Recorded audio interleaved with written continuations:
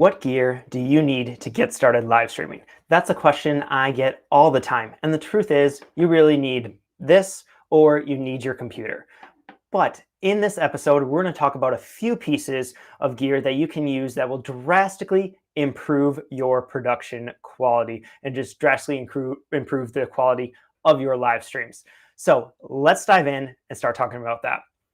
Hello, everyone. My name is Nick Polkowski, and I would love to know where you're watching from. First of all, leave that in the chat. I'm here in Madison, Wisconsin, so let me know where you're watching from. I would love to hear that.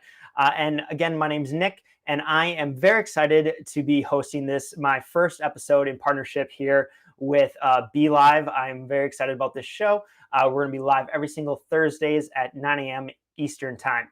So for those of you who don't know who I am, I actually spend a lot of time on the other side of the camera here, really focusing on the production side of live streaming. I am basically a virtual event production manager. And prior to 2020, that really meant taking a bunch of in-person events that are live on stage and bringing them online for other people around the world to be able to experience. Super excited, always enjoyed that. But that's really what that kind of looked like for me was that in-person going online. And then now in 2020, it was a lot of remote events and helping people run those remote events. And now, of course, we're kind of swinging that the other direction and helping more people figure out how to incorporate live streaming into their business, whether it's purely running live stream shows like we are here on Be Live, or whether it's taking their event and bringing it online in some way, shape, or form. So I'm very excited to be here talking to you. And really that's leading into what these weekly shows are going to be all about. And that is kind of the production side of live streaming. We're going to be talking a lot on gear, a lot of tech, and just how to improve the quality of your live streams, whether you're a solo person, using Be Live in your little corner of your kitchen, or you're doing a little bigger event or bigger production or workshop, or wanting to take your business and just get it online in some way, shape, or form. We're going to be talking about how to increase the quality of your live streams every single week. And before we dive into this week's topic, I want to quickly mention one of the biggest things that can help improve the quality of your live streaming is using something like Be Live. This is a great platform, and I want to really encourage you, if you haven't yet, to go and check out Be Live by heading over to nickpolkowski.com/Be Live. You can sign up there and learn a little bit more about just Be Live and what it is and how to actually use that. So huge thanks to them. But now let's jump in and talk a little bit more about this starter pack, about this gear that I think that you should be using. So one of the tricky things with this live streaming is that you can be using your live stream in so many different ways. It could be everything from running a cooking show. It could be how you launch different products. You could be outside showcasing things. There's so many different aspects of live streaming that you could be using that it makes it tough to kind of narrow it down to just 3 pieces of gear. So what I decided to do was talk a little bit about some 3 different categories. And I want to always make sure that these shows are kind of applicable to people who are just starting out, have really no idea what they're doing, or people who have been live streaming for a long time and have and are looking to just continue to improve their production quality. So what I'm going to do here in this episode is talk about 3 different categories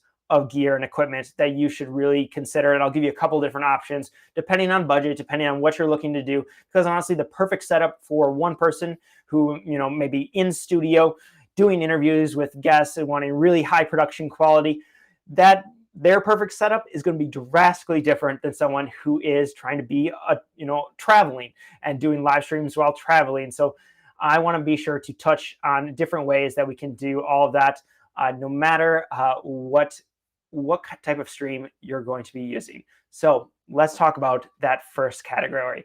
And that really is stabilization. That's going to be one of the key things. You have to have some way, shape, or form to actually showcase your video. You have to have some way to keep your camera and everything there so it's stable, so you can do a really nice job in terms of presenting your video. And stabilization, that's going to be a big thing to prevent that kind of shaky cam if you're just trying to hold your phone the entire time. So we could be talking about something like a gimbal. But within that stabilization piece, I also want to talk about just framing in general. You're going to notice right now how I am kind of towards the top of the frame. I am looking directly at the camera. I have it kind of at eye level. So often, I'm sure we've all been on Zoom meetings. Let me know in the chat if you've ever experienced this before, where you're on a meeting and that person, you're basically looking up their nose, their framing's all off. You can only see half their head. Just things are all kind of a mess. You want to make sure that is not you, because when you have proper framing, it's going to look more professional. Your stream is going to look higher quality when you take time to really figure out what that looks like. And honestly, that's your head mostly towards the top of the screen, relatively in the center, and the camera at about eye level. So for many people, that's going to mean grabbing some sort of tripod. But let's back up a second and let's talk about what to do if you are actually someone who is using the built-in camera on your computer.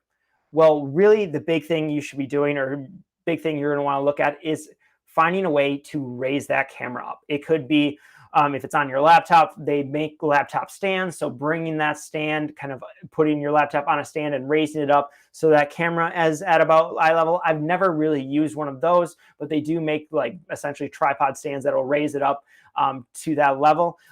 If you have some other built-in camera, it could be simply going and grabbing some books and just putting those books down and getting your camera at least a little bit closer to that eye level. And you might not be perfect, but the closer you can get, the more you can raise that up, the better. Now, if you have a detached webcam or a DSLR, or if you're using your phone, then for you, I would recommend really jumping in and using some sort of tripod.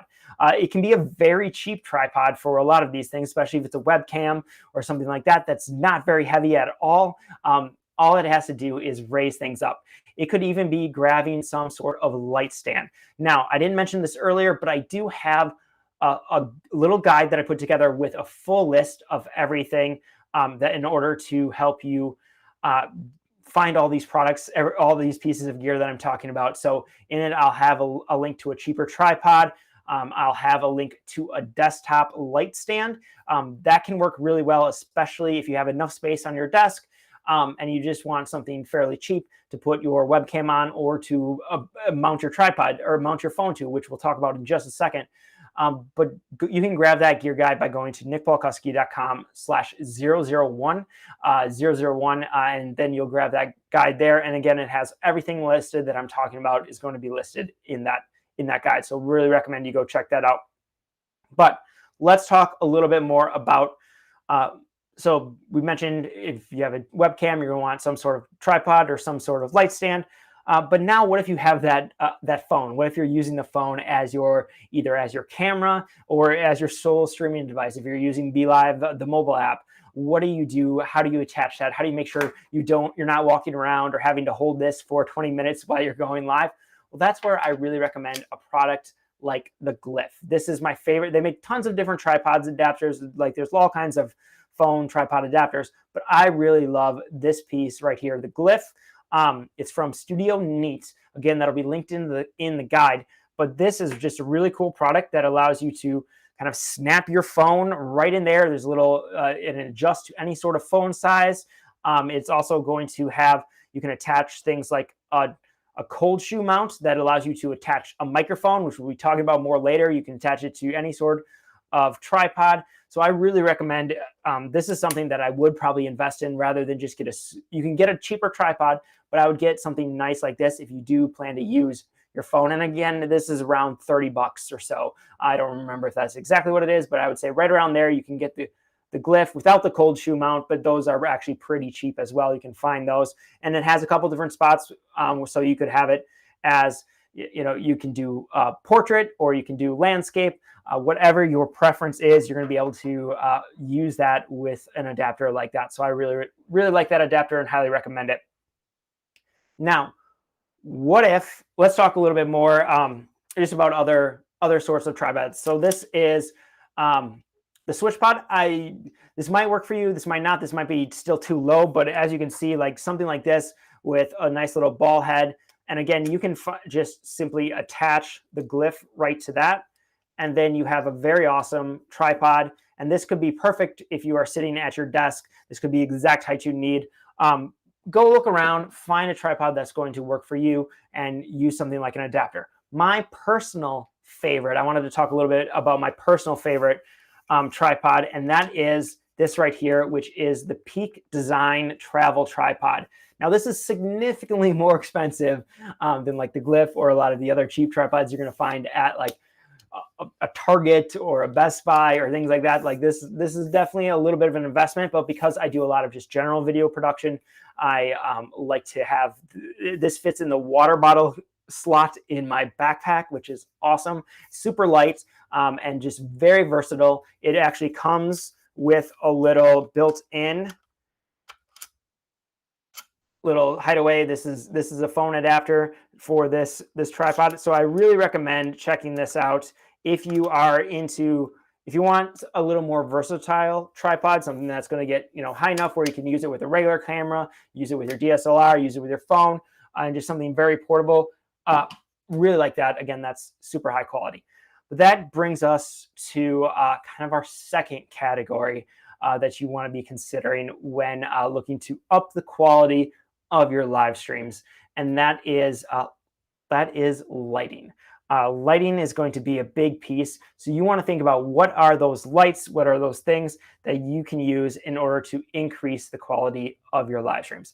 Lighting is going to make a huge difference, honestly. Like when lit well, something from like an iPhone or even some of your webcams can look amazing, can look much better than some DSLRs that aren't lit well. So if you spend the time, learn how to do some lighting, and I'm going to be straight honest with you, I am still learning a lot about just lighting and lighting theory and different like 3-point lighting and different types of light, and just there's a lot to go down in that rabbit hole, and there's a lot to learn. It's some people's full-time career just setting up and lighting things. So it's don't expect to be amazing at it, but when done well, it can really improve the quality of your live streams, no matter what kind of video camera you are using.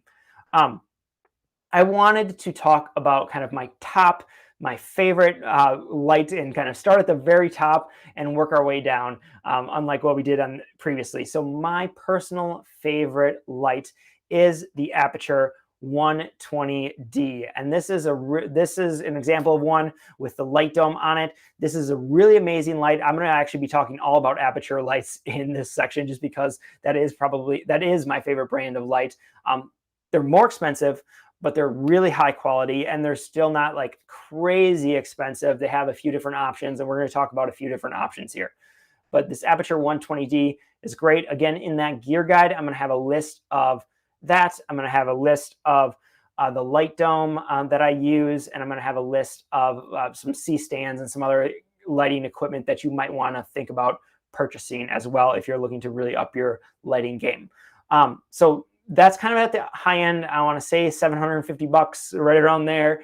Plus, there's a few other accessories that you're going to want to have in order to get this really nice soft lighting. It's actually what's lighting me right now is the 120D, and you can kind of notice just the difference that this is without the light on as the key light. This is with it on. I'm able to adjust how intense it is. So if we want a little bit more of a soft lit kind of mood lighting, or we can crank it up a little bit here.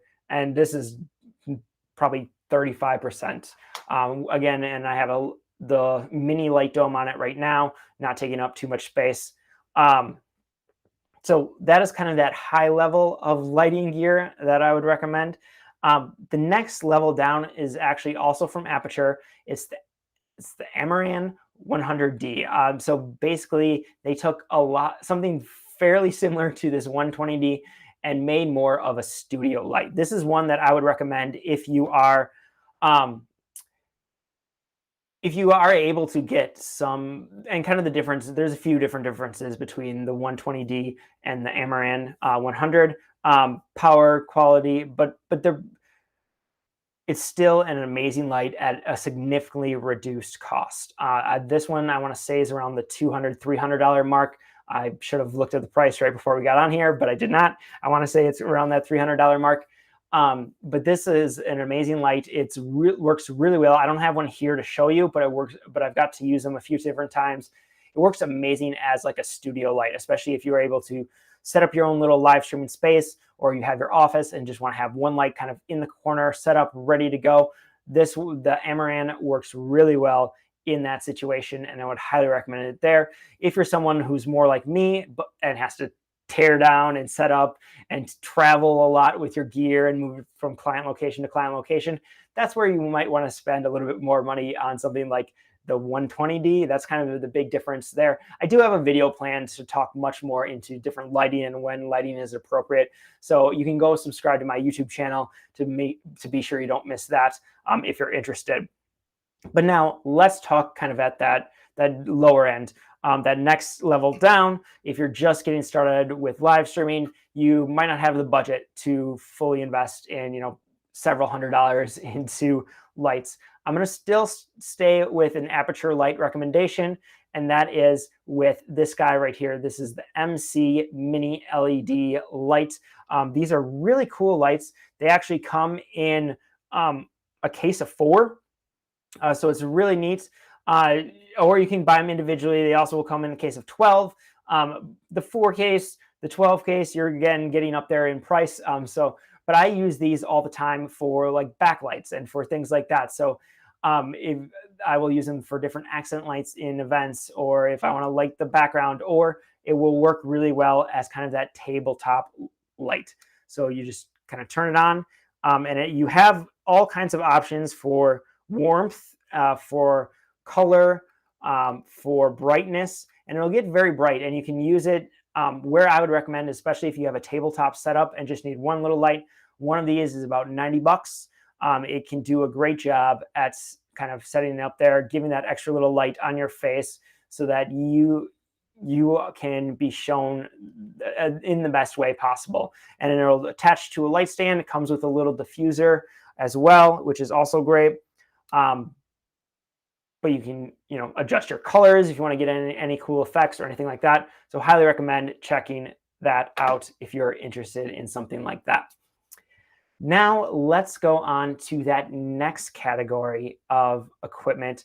And I want to check in too, if you have any questions about any of the equipment that we've talked about, be sure to go leave them in the comments.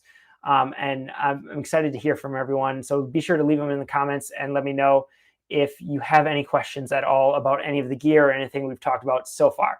But now let's jump into that third category of gear, and that is going to be audio.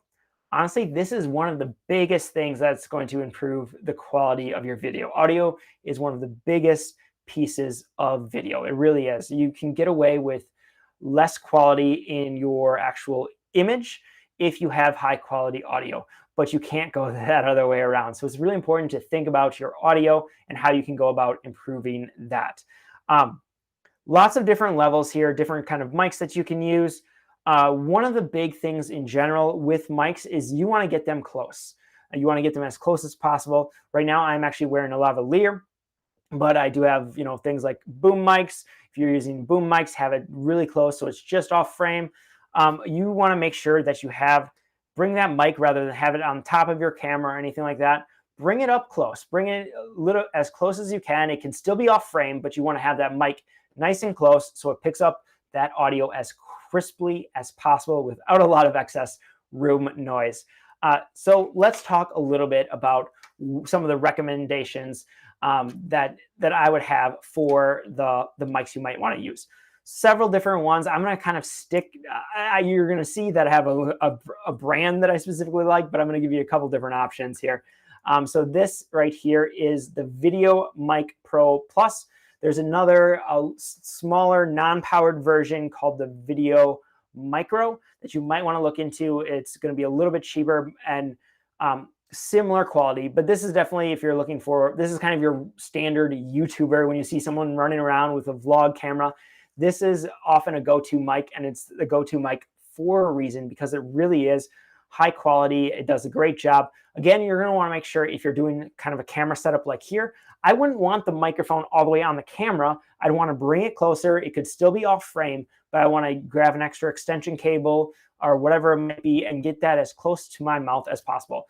Now, you don't necessarily have to have it in frame again. You can have it and still have it kind of off to the side. But that's going to be a big thing to help improve that mic quality is, again, have it closer and buy a nice quality microphone. And I'm going to check some comments here. And yes, Nancy, that is the Video Mic Pro Plus. She was asking Mic Pro Plus. That is the one that that is this one here that I really recommend. Got to make sure I'm looking at the right camera. That's this one right here. But again, a lot of Rode has really great quality microphones. So if you find another one in Rode that you specifically like, I like this one because it's powered. It will turn on and off with your camera. And again, I also am able to use this in multiple spots. It's not just connected to the computer. It will also go on my video camera, which goes out and about. And that's one thing when purchasing gear, think about how you might use it. I'm a big fan of getting multiple uses, paying maybe a little bit more in order to have that high quality that you might want for other aspects. I'd rather pay a little bit more and not have to rebuy or buy multiple of things. Sometimes that just makes the most sense. And we can go over in maybe a future video my entire philosophy around kind of buying gear and things like that. Let me know if that's something you're interested in. We could possibly check into that. So kind of that intermediate option or that option you might want to consider is, especially if you're going to be doing maybe some more interviews or things like that, is something like the Rode Go. They have a brand new version, the Rode Go 2 out. I don't have one here to show you, and I didn't grab a picture offline. I should have, but that is a great one. It allows you to actually have two people kind of connected to the same receiver, so you can have one input into the computer, into your camera, have two different lavalier setups. So it's really cool that it allows that. It's wireless, so again, it gives you a little bit of range, a little bit of freedom to kind of move around, and it's just really great to have that and use that. But now I wanted to talk to you about my favorite setup. It's actually the one I'm using right now. This is definitely my favorite microphone system right now, and that is the Audio-Technica System 10s. So these are the System 10s. This is the lavalier. It also comes, so it has a lavalier, or it has a handheld as well. And you can get multiple of these systems. I think I have about 8 of these right now, honestly. Like, I use them a lot. Okay, it's not 8, it's actually 6. And I just bought 2 more for a client. That's where the 8 came from.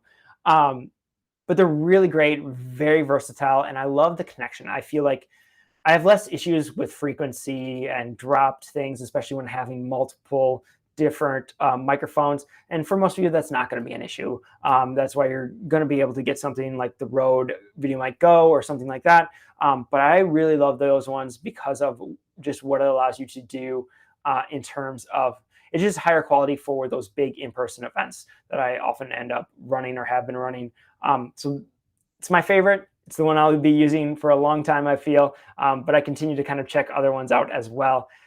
So if you're looking for a higher quality one, go check out the System 10s from Audio-Technica.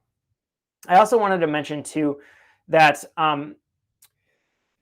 a lot of times you're going to be able to find some sort of adapters. Like if you're using your iPhone, you're going to have to get some extra little adapter cables. Or if you are using a computer, with some of the stuff, you might be able to plug directly into the mic jack of your computer if you have one of those. Otherwise, it's going to be important that you think about some sort of audio interface. So that's something like this Focusrite, where you just plug that into your computer. And really what these do is take the signals, take the XLR cables or the other jacks and turn those into an actual one digital signal that can be used on your computer. I have several. I really like the Scarlett brand, the Focusrites. There's also, I was going to get it here. I can show you the one I'm using right now. I actually have to switch a couple things, but I can show you what I'm kind of current setup is right now in terms of audio, but it is using this Behringer one here, you can see right here, and you can see there's the System 10. So yes, I do actually use that. That's what I'm currently using. And then it's plugged into a little adapter into an XLR here. And then this Behringer adapter is plugged in back here, and it connects to this anchor, which then connects to the computer. It's a lot more steps than you probably need for your setup. But if you're looking to increase the quality of your live streams and looking to improve your microphone situation, sometimes the USB might not be the best route, especially if you want to, again, use it in multiple locations for multiple different things. So you might want to consider something like this so you can easily plug it into your computer, but also plug it into a camera or to another device, something like that. So there you have it. That is kind of my 3 categories of gear. It's thinking about, okay, it is first thinking about stabilization. That's kind of the must thing. You want to get that framing right. You want to make sure you have high quality camera, your high quality framing, and you're not having that shaky cam feeling. So think about stabilization and get the appropriate gear for you and get that camera up to about eye level. Next, think about lighting. Lighting's drastically going to improve video quality. So what can you do to light, whether it's finding a better place to have some natural lighting, or think about how you can use the lights around you. Like you could even be grabbing some lamps, things like that. You run into some other issues when it comes to light temperature and things like that, but get yourself properly lit.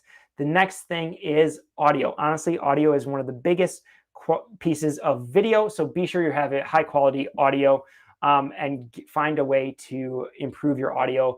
There's lots of different options for mics out there. I gave you a few that I recommended. And again, if you want a list of everything I'm recommending, head on over to nickpolkuski.com/001.